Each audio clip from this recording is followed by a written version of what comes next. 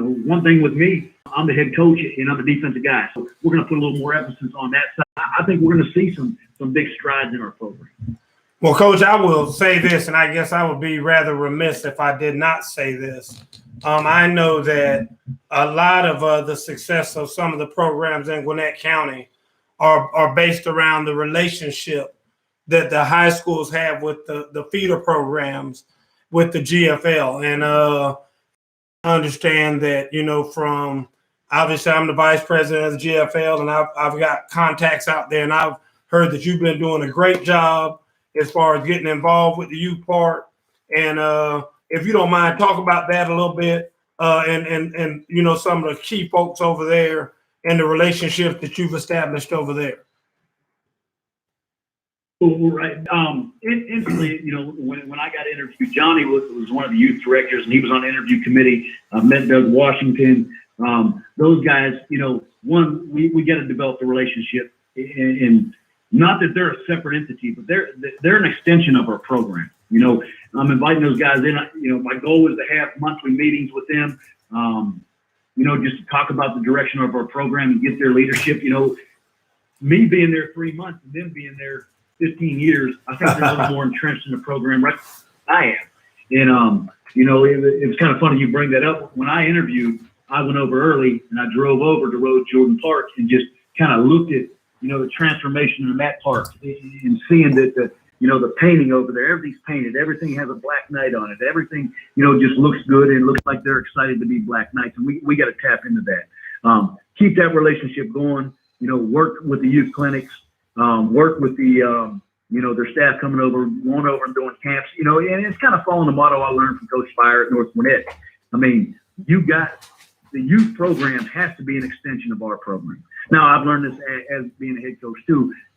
I can't go over there and expect the fourth grade team to be able to run smash and stick and be in a 3-3 and run, but maybe start talking like we do and find ways for them to be successful. But again, just have that segue between my staff and their staff so that everyone feels like, they're comfortable to be part of it, and their guys can come meet with our guys, open-ended talks with our guys and be there, to watch on Friday nights and just celebrate them at our activities. Well, Coach, it looks like and sounds like, from what I've been hearing, you've done a lot in the short time that you've been there. And I think that community is excited, about having you there and you're being there. And I think that it's going to help galvanize the community. I think, the youth part and the youth league over there, that association of the Central Gwinnett Association, I think we call them Lawrenceville still, but the Lawrenceville Association is going to be excited about having you there. And so we're looking for big things out of Central Gwinnett. So we'll have to have you back maybe sometime during the season and check in on you and see how you're doing. I'd love to come back. I appreciate all you guys do, man. You do an awesome thing, and I'm just glad to be part of it. Well, Coach, we appreciate it. And like I said, I'll shoot you the link so you can get this out to your parents because we want to help any way we can. I will tell you that Natasha Muse has been on listening. So I know you spoke of her son. And I know she's always very active in sports and whatnot. So say hello to her. But we appreciate you. And like I said, we'd love to have you back sometime soon. I appreciate it. Like I said, Natasha and a lot of the Touchdown Club people they're a godsend to me right now, helping me get this thing up and running. So thank you guys for listening. Thanks for coming out. And again, Coach, thanks for having me. All right, man. We appreciate you. That's Mr. Jason Thompson. All right, Mr. Thompson. Thank you, sir. All right, folks.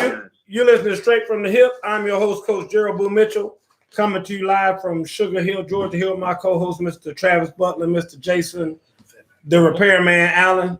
But it's joking and working, boys. Mm-hmm. I know. I come back from the flu game, and I'm dealing with all of it. I don't know what happened. I don't know how my internet just clocked out on the computer, and then I don't know what happened from there. I know.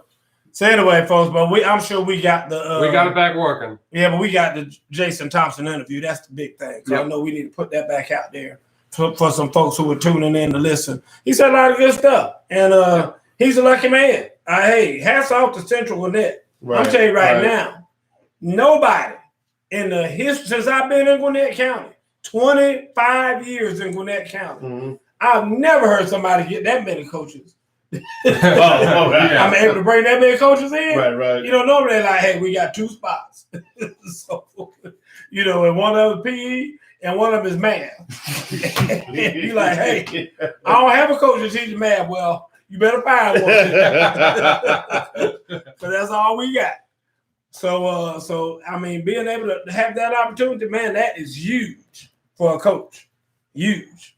No, So, absolutely. Anyway, what you got, man? I mean, Come on, let's go. What you think on Central Gwinnett, though? You feeling this shit? You think it's gonna be a down year to go up, or? I'm gonna tell you this. I mean, you know, many people have always talked about the talent that they've had over there. Right.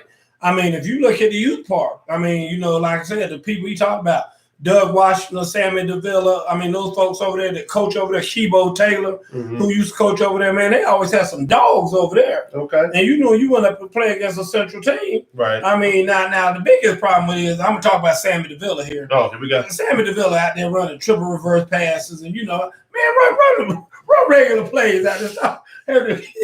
Sammy Davila's record on running those plays, triple reverse pass, he like minus 16 average. Been running that same play for like 8 years, and he minus 16 on average, minus 16 yards every time he runs. He still try to run every time. But that's the Sammy Davila staple. You're gonna see that every game. Okay. Yeah. Well, we want to concede some of this time for the show for Travis to get everybody repped up for March Madness. Now, granted, we have, I think, 1 to 2 more shows before it starts on the 17th. Yep. So that we can get closer and refine. But I figured we'd give a little small preview and let Travis take it away because I know you don't care about that. Yeah.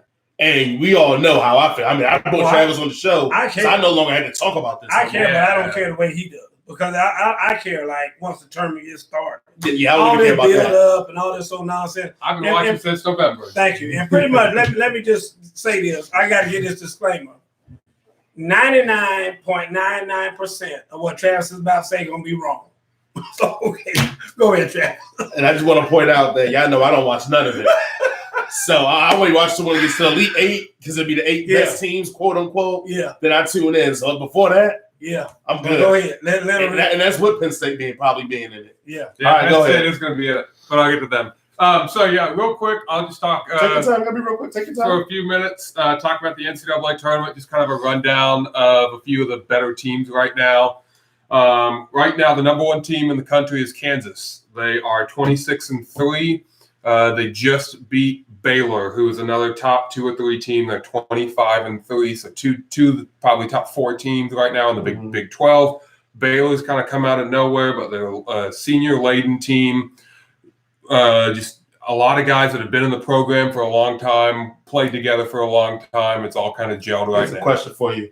Who's the best player on Kansas team? Kansas has a center. I cannot tell you his exact Can name. they beat coach in basketball? Yes. No. What? I told you 99.9% gonna be wrong. There you go. That's the example. The center's projected to go in the top 10 in the NBA draft. Okay, so. Okay, go ahead. Baylor, exactly. Baylor, Kansas, continue. Baylor, Kansas. Gonzaga powerhouse has been one for probably the last 20 to 25 years. They're 29-2. The only thing about Gonzaga is they're in the West Coast Conference, the WCC. Typically, don't play a lot of the best, the best teams. That it's like the big Pac-12, like the Pac-12. Even though the Pac-12 is better this year than most years, but still, WCC only has about 1 or 2 decent teams right now. Is North Carolina going to make it? That's all Miss Peavy care about. No, they are dead last in the ACC. Dead last. Oh, wow. Yeah, North Carolina's having a bad year. North Carolina's having a very bad year. They're dead last in the ACC. I wouldn't be surprised if their coach quits after this year. I wouldn't be surprised if he leaves after this year. Is that even a real thing? I think I've never heard of North Carolina being dead last. They are really bad this year.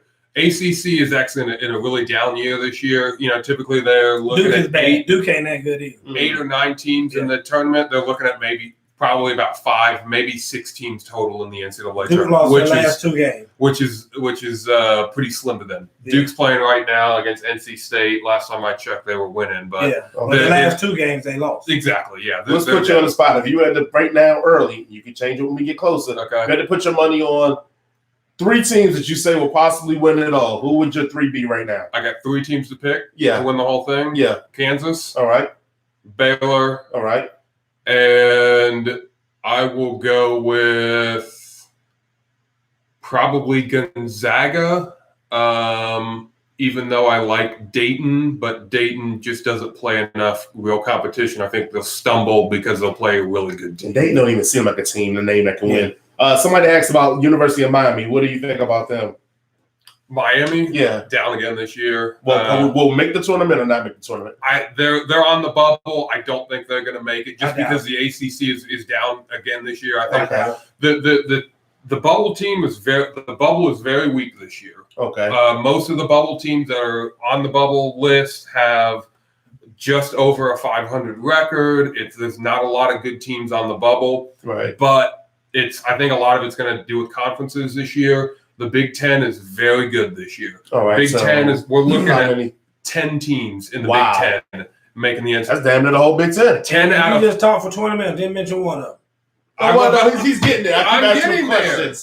Yeah. Okay. Well, out of the Big Ten, out of the 10 teams of the Big Ten, what are probably the top 4 that you think people should be worried about? Michigan State. Okay. Iowa. All right. Very good. I really like Iowa. Does Tyler Goodson play with a basketball team too? No, Tyler Goodson. Oh, they getting kicked out in the first round. Iowa's got a player. He could win National Player of the Year. His name's Luka Garza. Okay. I believe he's a sophomore. Could be a junior, but he's a big man. Really talented. Going to be top 2 or 3 in National Player of the Year vote. Okay. I really like Iowa. I really like Michigan State. As I said, I do like Penn State. Senior laden. They got 3 seniors on their team. Really good coach. Been in the program for 4 years. I'm all for it. Top 25 team all season long. Right. But they ain't in your top 3.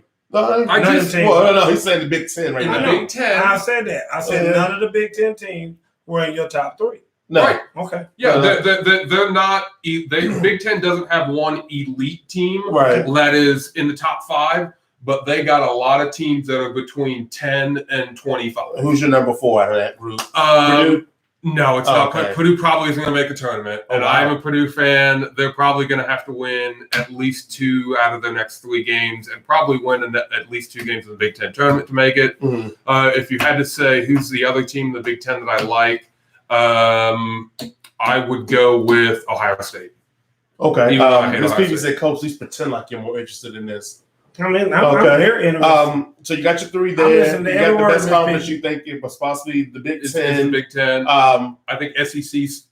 was going to ask you going to Cinderella teams. Who do you like right now? Now, granted, this is way early. Next week we'll have Travis come in and talk a little bit more once more is a little more clear. Yep. And we'll get into it. But Cinderella right now, who were your 3 teams you would say people keep an eye on for the tournaments coming up? Not March Madness, but for the conference tournaments. Conference tournaments. In the ACC, Virginia, they've been, of course, they're a national championship. They won the national championship last year. Right. They've had a down year for pretty much 3/4 of the season, but they're playing really, really well right now. They just beat Duke. Okay. They've won like 4 or 5 games in a row. Right. I wouldn't be surprised if they won the ACC tournament. They're not going to be the number 1 seed, but it wouldn't surprise me if He was just killing coaches. Coaches giving us the straight. I'm listening. All right. Come on. Another team that you think maybe Cinderella? Another team in conference play, Michigan. Top right, they're somewhere sitting between 20 and 25. Okay. About 3 or 4 in the Big Ten rankings right now. They're always again. They have a senior laden guard, which is important. Their defense is always really good. I wouldn't be shocked if they won the Big Ten championship. Last but not least, I would go with maybe like a Texas in the Big 12. Okay. Shaka Sparks really got that team going. They've been up and down all season, but typically when it comes to the tournament, they do pretty well. So they could really, and they need the wins. They're one of those teams that's on the bubble that needs to win a bunch of games to get in the NCAA tournament. Wouldn't shock me to see if, they won a few games in the Big 12 to get into the tournament. Okay. Any other things you got? Any information you want to share with us, and we'll move on? No, I think as of right now, we're looking at 13 days till Selection Sunday. Yep. So just kind of a brief overview of the teams. We'll be able to talk a lot more 2 Mondays from now when the brackets come out and talk about who is kind of snubbed and this, that, and the other. But next week, when conference tournaments are set and everything like that, Right. we'll talk a little bit more about who Here's a kind of question has to for you, win. and I even want coaches jumping on this one. What team could possibly get in that you think you will be shocked that got in, or the whole world is going to be shocked that gets in? That's a tougher one because we're speculating way far ahead. Right. Like, for instance, like you said, like North Carolina's bottom of it, like a Duke or somebody. Do you think that's a team that can get in and run the table, or like is there a team that I could think is like on the bubble now Right. that could, once they got in, won a few games? Right. I'm a Purdue fan. I think if they made the tournament, I think they could actually do some stuff. Mhm. They are so hit and miss in shooting. If they shoot as well as they can beat just about any team in the country. They've beaten Virginia. They've beaten Iowa, who's in the top 20. They've beaten Michigan State, who's in the top 10 this year. Like, they can, if they shoot as well as they can, I think they could make a Sweet 16 run. I like that pick. But Coach, who you got? Yeah. Who do you think? Here's my thing. not Vanderbilt, I'll tell you And that. I can't believe he's wearing a shirt, because I would say his team is a sleeper team Woo. that I would look out for. I was thinking South South Carolina too. Yeah. I just don't think they're going to make the tournament. South Carolina, but again, Yeah. if they I know, make the tournament, if they do. you just said that about Purdue. Yeah, I know. But if they were to make the tournament, because at the end of the day, when you get down to March Madness, and I know nobody wants to hear this, a lot of it's about coaching. And matchup, Yeah, Because when you too. get a coach, Yep. and a matchup, but it's the coach, how the coach deals with the matchup. Because when you get the guy, like the Frank Martins and all those guys out there, that's why you have they make all that damn money. What's the boy's name in Kentucky? John Calipari. Calipari. Make all that money because he's good at that. I mean, those I thought we were guys. going to get to a college basketball segment without mentioning his name. It was close. Yeah. We were But close. I didn't want to do We're it. close. You got to mention that. Well, I'm the SEC guy. You know, Yeah. I'm the SEC. Mhm. But I mean, to me, that's when those guys, your Krzyzewskis, Mhm. all those guys. That's what's your boy at Michigan State? Tom Izzo. Izzo. All of those names. That's why they are who they are, Yep. because they know how to coach in those tournaments, and they know how to strategize and what they need to do. And then it's just a matter of selling it to your players and then having them go out there and execute the game. Right. I mean, because it's very, hey, we're gonna run a box and one. I mean, a lot of people don't run a box and one. A lot of people don't know how to react to a box and one. Or we're gonna just run zone. Or we're gonna go man to man. And they're switching when they're coming down court. Okay, they're expecting zone, we're gonna go man to man. You know exactly when to call that, exactly when to call timeouts. You know exactly how to stop somebody when they got the momentum on a run, and all that stuff comes into play. And to your point with South Carolina, I could see them doing something in the NCAA tournament. I just don't think they're gonna get in. Right. But if they do, They could do something really good. Another team in the SEC is Arkansas, because Arkansas runs a defense, and why South Carolina is really good in the NCAA tournament is they run a pressure defense, which most teams don't run. So you waste don't your players out a lot of see times. exactly. But as an opposing team doesn't ever see that, Yeah, and you're playing in a one-game tournament, Yeah. and against a defense that you've maybe seen one time all year. Right. That's why a team like Arkansas and South Carolina, when they get in the tournament, typically win a game or two, because it's hard to prepare because there's not enough time to prepare for it. for me, the team that's gonna win it all this year, Yeah. it's gonna be a Cinderella year. It's gonna be Okay. somebody. It's gonna be somebody outside. It's gonna be somebody like Wichita, or somebody like Marquette. Right. Somebody like Okay. that. It's gonna be somebody, because that's just the kind of year it's been. Yeah. If you look at the kind of year it's been, how many number ones have you had this year? Probably 5 or 6. Yeah, probably more than that. But like I said, I mean, it's been crazy about how the number one been tossed around. Like I said, just last week, had 3 top 10 teams lose to teams that weren't even ranked. And not even ranked. And that's what I'm saying. That's what I think it's going to be, that Cinderella year. All Where right. At any given moment, anybody can beat anybody. I mean, this is probably the longest we ever talked about college basketball. Thank you, Travis, for filling us in, giving us some heads up. You're welcome. Next week, we'll have another segment talking about it. Ms. PV agrees with you, Coach. So many ups and downs this year. Amen. We are going to take the break, and then when we come back, we're going to my favorite segment of the whole show. Yeah, because you messing. Good. You listen straight from the hip. I'm your host, Coach Gerald Boo Mitchell. coming to you live from Sugar Hill, Georgia. Folks, normally right now we have like some music playing. Yeah, normally. But we ain't got no music. Oh, because I done so much and messed up everything. I'm trying to make sure if it's working, let's just keep letting it work. Yeah, I can get Return of the Mac. And I Just would keep letting it work. That's all right. No, okay. But you know, like I said, I would like sing a few bars for y'all and whatnot. But you know, I had to sing at the funeral. Yeah. You know, it was an Indian funeral and whatnot. I had to sing and everything. So Were you scheduled? Because I heard you just bust up in there singing Upper Room. I did. That's it. You bust up in there. The Upper Room. When Jesus. But that's what I heard. You're right about that now. Anyway, we're being brought to you by Playbook. Follow us on Twitter at Playbook Athlete. Also, guys, hopefully next week or the next 2 weeks, I should have a second mic for the Facebook to stream. So the volume will be better there, audio will be better there. And then, like I said, again, I don't know what happened to YouTube today. That's first time that happened. It would just kick me off altogether. But I'll get to the bottom of that. So I apologize, but thank you all for still rocking with us as always. Yep. As we get better and stronger going through this. Yep. We got 15 minutes. No, we got 15 minutes left. Come on. All right, let's welcome to the Messy Zone, guys. So let's start with the first one. Garth Brooks was on a concert in, I want to say it was in Detroit, but maybe not. He wore a Sanders jersey, number 20, Detroit Lions. Yep. Sanders on the back, number 20. And he got the hugest backlash because, you know, everybody got the Twitter fingers because they thought that Garth Brooks was supporting Bernie Sanders' presidential nomination. And they pretty much killed Garth Brooks. Yeah. I mean, killed him. Yeah. The only reason I want to bring this up is that have we gotten into a society in a world now where people are just this stupid? Yes. Yeah. This talks about the stupidity of Americans. Right. I'm serious because I'm shocked by how stupid this was. No. Nobody black thought that that was Bernie's. Just for the record, because me and Black looked into that. We had to take a poll on that. Right. Yeah. Because wasn't nobody, nobody black thought that was Bernie Sanders. We all knew that was Barry. I mean, that's the dumbest thing in the world to me. When I heard about that and I read that, I was like, that can't even be true. I thought it was a lie too. I mean, because who does that?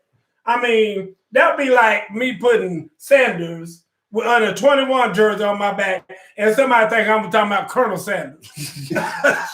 Hey, I mean, from this, they might have. That is insane. That's insane. The best thing I like from it is that everybody's killing them, and somebody's like, well, hold on, guys. This isn't for Bernie Sanders. This is for Barry Sanders, the running back for the Detroit Tigers football team. Yeah, the Detroit Tigers football team. Wow.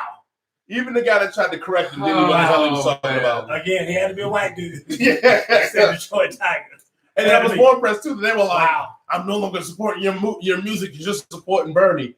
And I was thinking, what the hell I got to do with this music? Exactly. Like, Bernie, has Bernie killed somebody or committed mass? But like, I just thought it was hilarious. So that's the much.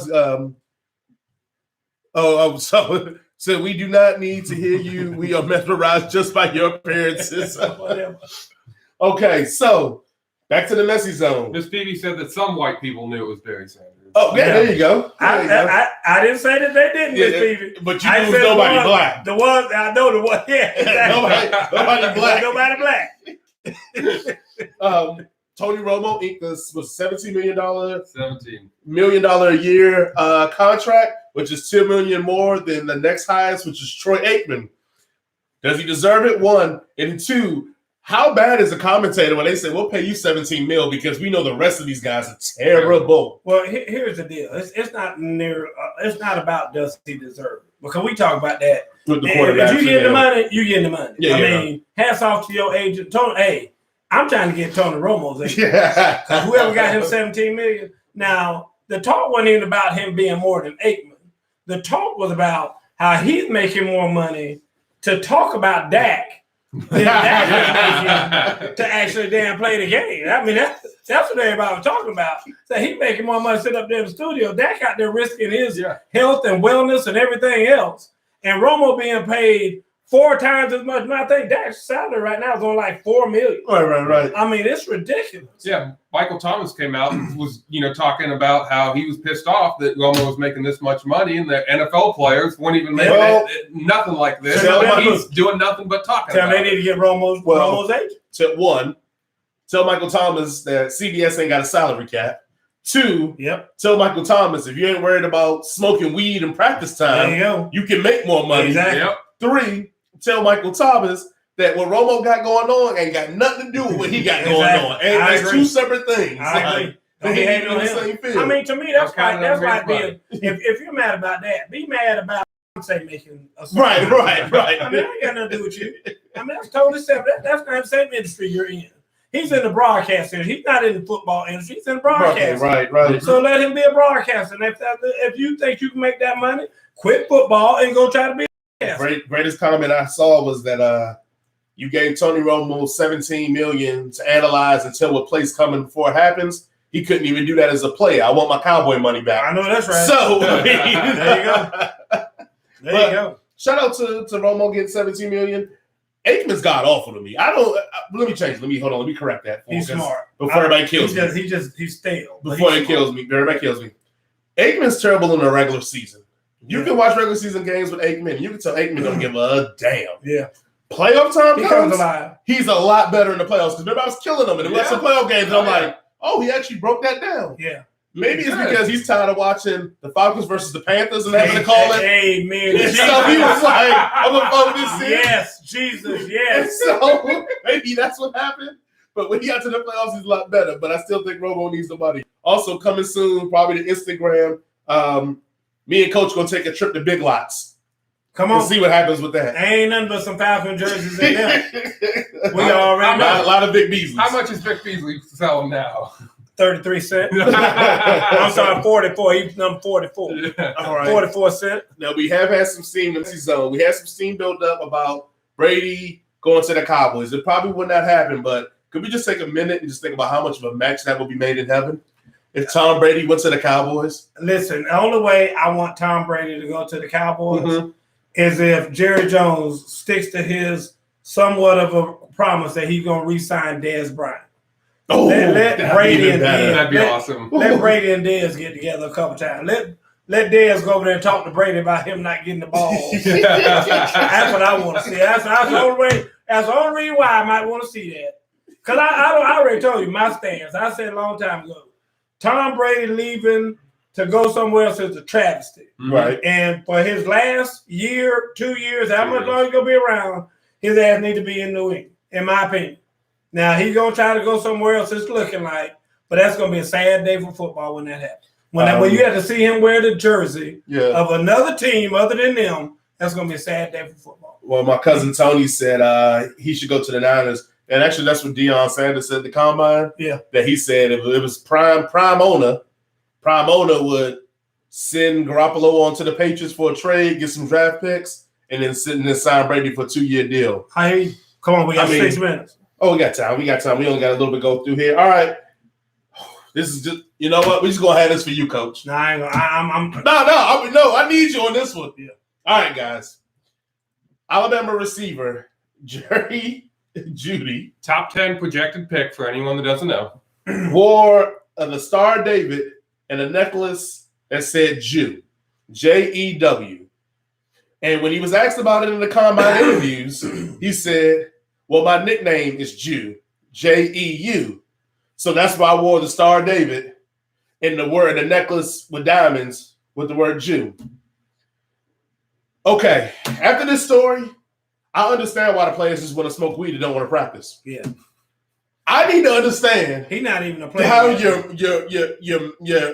how does your agent, how does Nick Saban, how does someone not come to you and say, hey, look here, man, that ain't a good look. He didn't tell him. See, here's the thing. Here's the thing. Nobody taught this young man before he did it. He didn't understand how dumb he was. But here's the thing. And what you got to understand is these guys that are being drafted, that are going into the NFL, is what makes these guys who all they worry about is weed and less practice time.